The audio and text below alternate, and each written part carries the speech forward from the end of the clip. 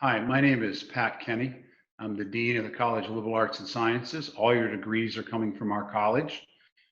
Congratulations. Welcome to everyone who is here. Tremendous accomplishment in the spring of 2020. I want to deliver a little bit of a talk to you and a little bit of a charge and a way to think about this moment for you in your graduation. And I want to start by going back a little bit when I was a young person, growing up in the 1960s and early 1970s in the state of Iowa in the heart of the Midwest. And my favorite season was always spring. The snow would begin to melt, and it was lovely to see the green return across the fields and the grass and the trees. The beautiful summer birds would come back, the robin and the cardinal, which was my mother's favorite bird. She had a little watering place that the cardinals would come, a bird bath, the cardinals would come and she would watch them. My beloved baseball always returned in the spring, where every team was in first place, at least on opening day. And then in the mid 1980s, my wife and our young family, we moved to work here at Arizona State University in 1986.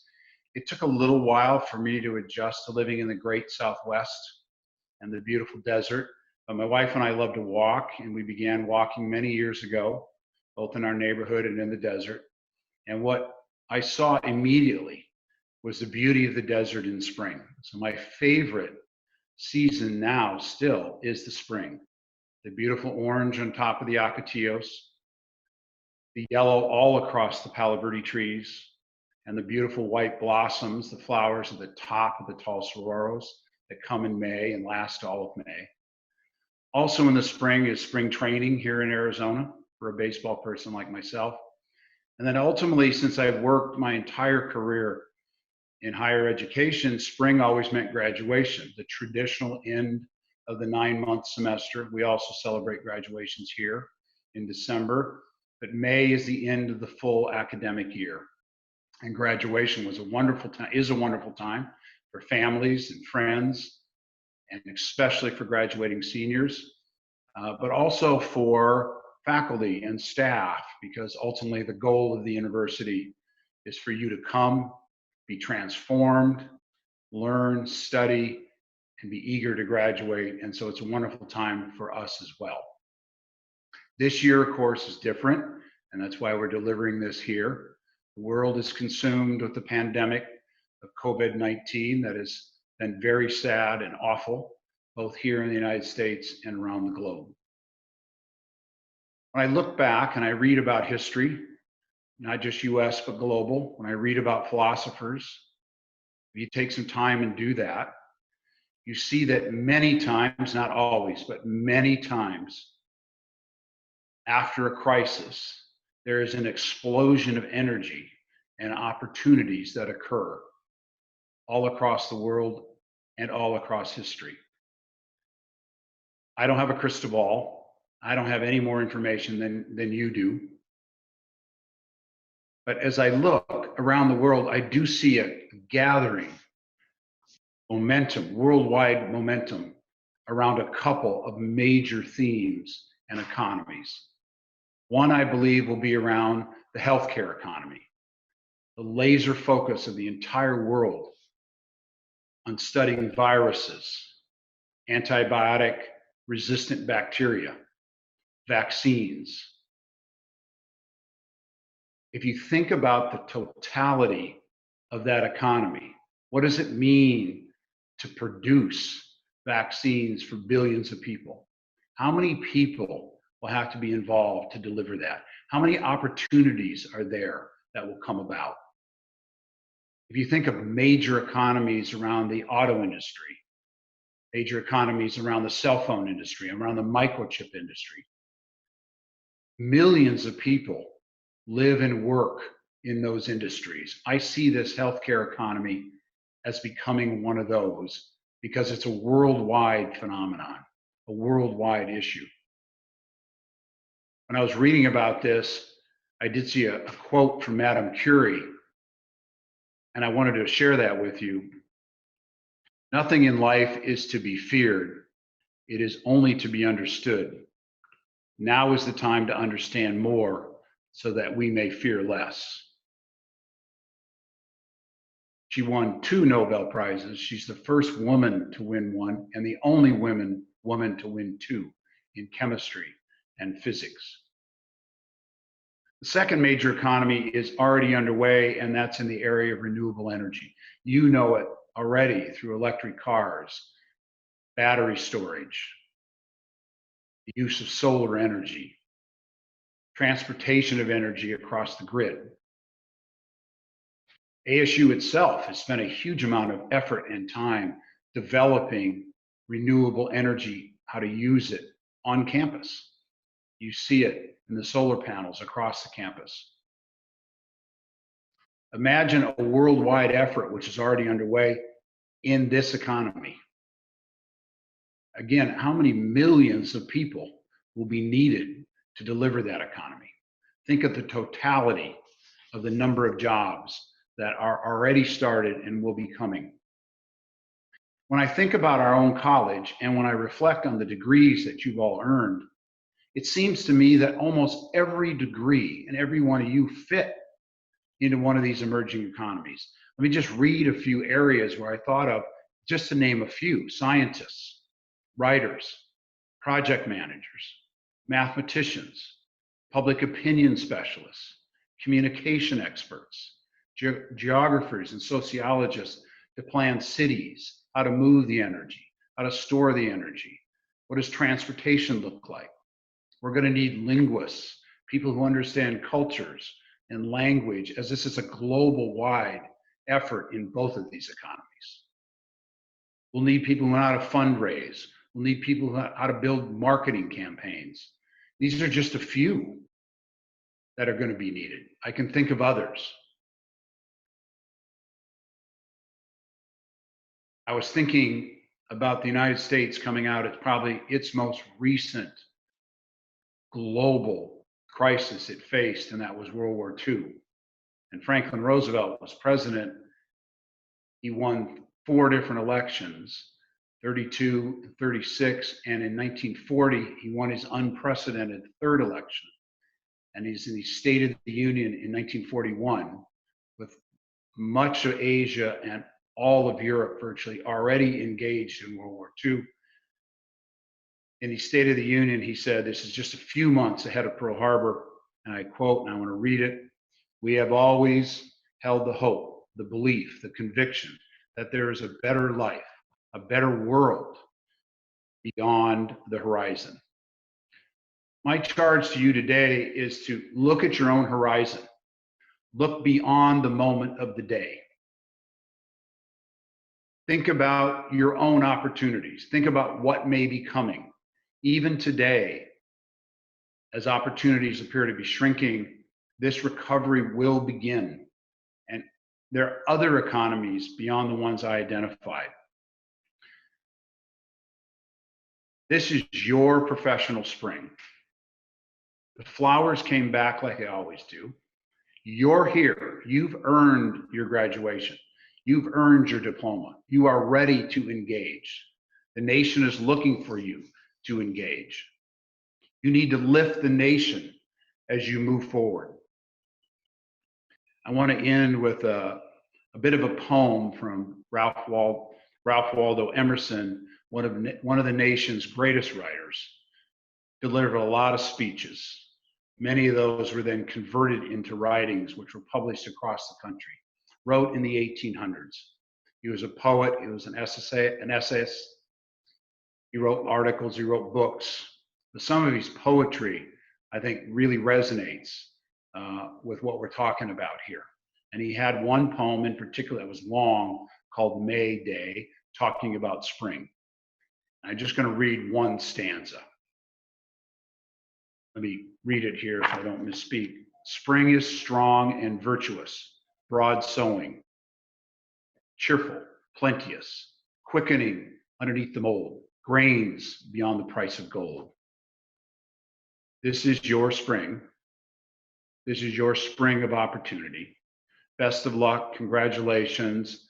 We're very happy for you. We're very proud of you. Please stay in touch.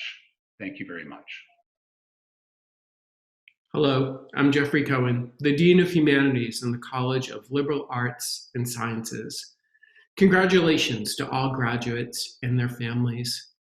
Although I am sad that I cannot shake your hand as you walk across the stage and hand you your well-earned diploma, I want you to know that this remains a very special day, and nothing can take away how proud we are of you for your achievements. One of the many benefits of a liberal arts education is that you get to study a variety of subjects and become a well-rounded person. This wide education will serve you well in life. Through your study of the humanities, you are now well equipped to take on global challenges with empathy, creativity, insight, and passion.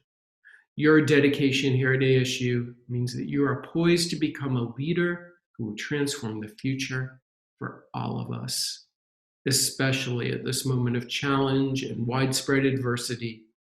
The world needs you. I hope that you will find that the many skills you've acquired during your time at ASU will prepare you to jump into action and find the solutions desperately needed at this moment. I also hope that you will bring into that future with you many happy memories of your time at ASU. Whether you have just graduated or simply taken coursework from the Department of English, the School of International Letters or Cultures, or the School of Historical, Philosophical, and Religious Studies. And whether your career path ahead means law school, or graduate training, or a job, or maybe just giving yourself some time to figure things out, I and all of the faculty in the humanities wish you the very best. Congratulations. You're now a Sun Devil for life. Hello, my name is Nancy Gonzales, and I am the Dean of Natural Sciences in the College of Liberal Arts and Sciences at ASU. I want to congratulate all of our graduates today and the family members and friends that have supported them through their journey to become Sun Devils for life. Although I regret we cannot watch you cross the stage to receive your diploma, the spotlight shines brightly on you today for achieving this milestone that will forever change your path in life and the lives of so many others you will impact. I hope you all find creative and memorable ways to celebrate this major achievement. I also invite you to reflect just briefly on what your degree in the sciences means in the world today. A degree in the sciences means that you understand the importance of careful observation, systematic measurement, and analysis. You have the mathematical background to gather, manipulate, present, and use data that are being generated now in the world at an unprecedented scale to guide critical decisions for our cities, our health, and the future of our planet. You understand how to ask questions and to then pursue answers using tools and technologies that are mind-boggling to the untrained. Tools that allow you to explore a natural phenomenon ranging from subatomic to the cosmic levels, in worlds beyond us in space and time, and even in our own brains, the most complex biological structure on Earth. You also understand that science is ultimately a team activity that thrives on healthy collaboration. Your ability to work in teams, to challenge ideas, and inspire creative solutions together is another great asset that should not be underestimated. This pandemic we are now witnessing has shown this to be true more than ever, that we are all in this together. It has mobilized the global scientific community to move rapidly and collectively, working across disciplinary and national boundaries to find innovative solutions. As disruptive as it has been in your final year at ASU, these events also underscore the fundamental value of the degree that you have earned. The skills you have mastered will be needed to solve the challenges we face now, and they will be called upon to address countless other grand challenges this graduating class will face as our future leaders. Some of you may choose careers where you will use these skills directly in science professions. Many others will choose careers in industry, health professions, nonprofits, public service or public policy, education, law, or the numerous other choices that will be open to you. Whatever you choose, the world needs your understanding of science and your spirit of inquiry and exploration. As your dean, I am so proud of your many accomplishments, and I wish you great success and happiness. As a Sun Devil and alumna of ASU myself, I welcome you to our proud club and say, go out there and show them who we are. Congratulations, class of 2020. Hello, my name is Lippy Wentz, and I'm the Dean of Social Sciences in the College of Liberal Arts and Sciences. I hope all of you know that I was really looking forward to congratulating you in person for your graduation. I find it fantastic to shake hands with the new graduates and handing them their diplomas. But we're at a time when the world is challenged by incredibly difficult problems. And you're probably wondering, what can I do about this? I just recently read an essay that talks about how global problems need the social sciences. Environmental issues like climate change are not just challenges that can be solved with new technology, such as electric vehicles, but require insight into what policies and political structures can influence greenhouse gas emissions. Poverty and inequality are not problems that can be solved through finance and mathematics alone, but need a deep understanding of the social norms that influence how people behave. And problems like disease prevention, obviously incredibly important now, is not just a clinical and medical problem, but a deeply economic and social one. All of you have earned degrees in the social sciences, and I'm sure it's been a transformative experience for you. You've learned so much about what makes us human, how our societies function and work together, and how big, challenging problems can be solved with examining data and analytics, understanding social and cultural norms, and reviewing history so that we're more resilient in the future. The social sciences and the work that you'll be doing in the future will be life-enhancing, life-changing, or even life-saving. Frankly, even when the engineering and technical solutions fail. The paper I read is called Global Problems Need Social Science by Head and Shaw.